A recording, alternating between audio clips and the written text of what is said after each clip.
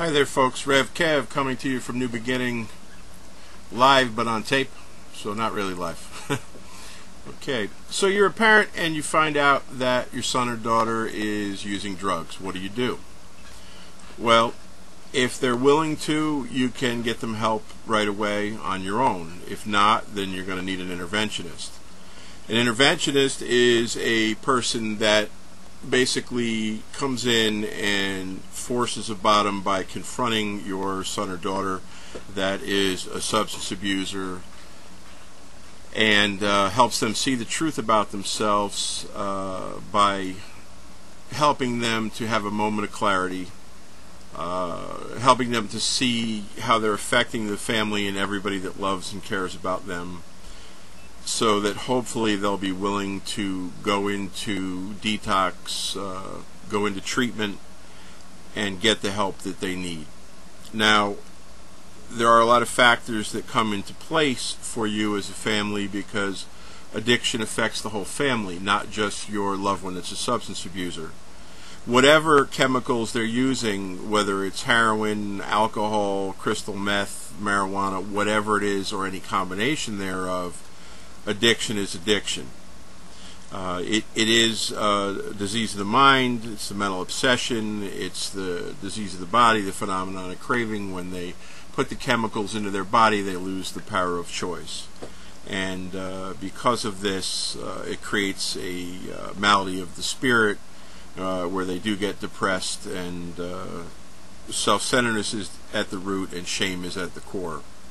What happens is, because in the substance abuser, where spirit should be at the center of the being, the spirit gets blocked by self-centeredness or harmful self, and because of that, they don't grow the way that they should, emotionally, spiritually, interpersonally, etc., and the basic instincts become out of balance: social, security, sexual, and because of that, income, fears, and resentments, and harms to others, and sexual harms to others. The idea is that we want to help them become spirit-centered again, so that the basic instincts go back into balance, and they can deal with the patterns that have caused them to have these fears, resentments, and harms to others, and sexual harms to others, and to see the patterns in their lives where they've been, selfish, inconsiderate, dishonest, and whatnot. So the idea is to give them a wake-up call, to hold the mirror up to their face so that they can see the truth about what they've been doing. When someone is in addiction, they're not thinking about how much they love mom and dad, or sister and brother, or friends. They're lost in addiction, and they're thinking about getting high and how they can get more drugs and to protect the supply. Don't take it personally. It's not your fault, and it's not that they don't love you. It's just that they're not really focusing on you or thinking about you at that time. As a family, you're going to need help. You probably don't know much about addiction and recovery. There's a lot of professionals out there that can help you. There's also a lot of charlatans and misinformation. So it's important that you go to the right people to get help for your loved one. Now, there's a lot of new information now that they're finding that long-term aftercare is the way to go to increase your chances for success for your family and your loved one, so that they don't relapse. Now, there are family recovery coaches, there are recovery coaches, there are case managers, there are peer recovery coaches, there are lots of different professionals out there that can help you today. Of course, there's counselors, there's therapists, there's treatment centers, there's outpatient, there's residential treatment, of course detoxification centers if needed, and not all substance abusers need detox. It depends on the chemical, how long your loved one's been using, how much they've been using, and what chemicals they've been using. And that really should be determined by a professional. It can be very dangerous. For instance, alcohol is a very dangerous chemical to detox from. Painkillers are a very dangerous chemical to detox from. Opiates, for example, you will need to detox from them. Alcohol, you definitely need to detox from. Now, cocaine, in most cases, you don't need to detox from. Marijuana, in most cases, you don't need to detox from. So, you really need to leave it to the professionals to determine that.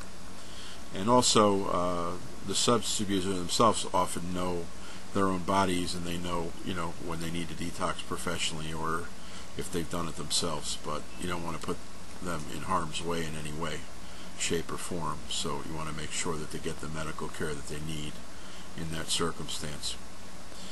I have found in my almost 2 decades of experience in residential that 90 days is the beginning of the jumping off place for success as far as residential programs go.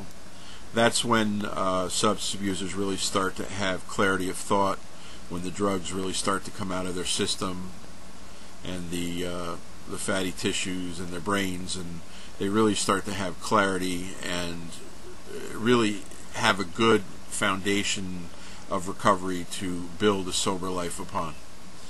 I think anything less than that, the relapse rate is very high. So I like to see people have 90 days to start with in a residential program, and then some real good solid aftercare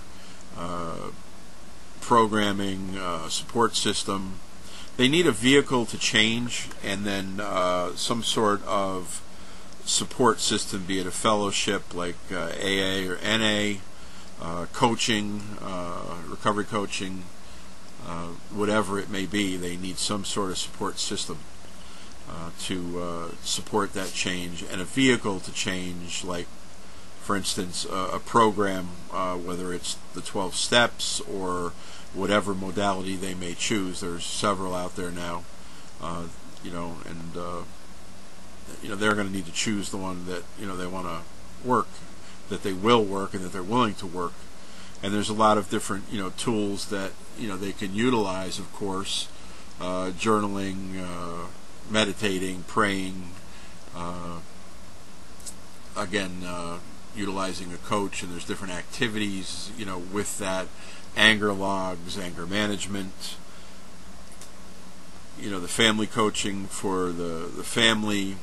There's different life coaching skills and activities along with that too. There's different skills that they can utilize in talking with the different types of coaches. Also, another addiction that is growing these days is pathological gambling. Young people are getting into that more and more as casinos are popping up all over the country, in most states these days, and lotteries and horse races and jai-alai, and the different ways that people can gamble. It's getting more prevalent throughout the country. And sex addiction, and there are just many forms of addiction, and have to watch out for transferring addictions when someone is in early recovery as well. And people can get addicted to just about anything: shopping, accumulating credit, love, codependency, really just about anything. I would encourage families to get the support that they need to help them. Families Anonymous and Al-Anon are good fellowship support systems for the family, and they have programs to help facilitate change for them as well. And there's just a lot of help out there today, and these programs do work, and the fellowships that help support really are great avenues for you. Recovery does work. There are hundreds, if not thousands, of people that are in long-term recovery today. A lot of people just don't know it because of the anonymity. I know in my own family there was 5 people that utilize the 12-step program, and there's over 120 years of recovery just in my family alone, and I've known hundreds of people over the years that have had long-term recovery, some good friends. And I've also known people that didn't make it, and they're generally people that chose not to give it a chance, and it's not that the program didn't work, it's that they didn't work the program. And the 12 steps aren't for everybody. There's different programs out there, and they can try different modalities and see what works for them. So there is different types of help, and science has made great progress in addiction recovery, and there are definitely leaps and bounds ahead of where they were years ago as far as neuroscience and some of the different sciences and the clinicians and things we didn't know about years ago, the changes in the brain that happen and in the body and whatnot. So that's just a little information for you on addiction and recovery today. So that's going to be it for today. So thank you for listening. This is RevKev, and we'll talk to you soon. Bye-bye.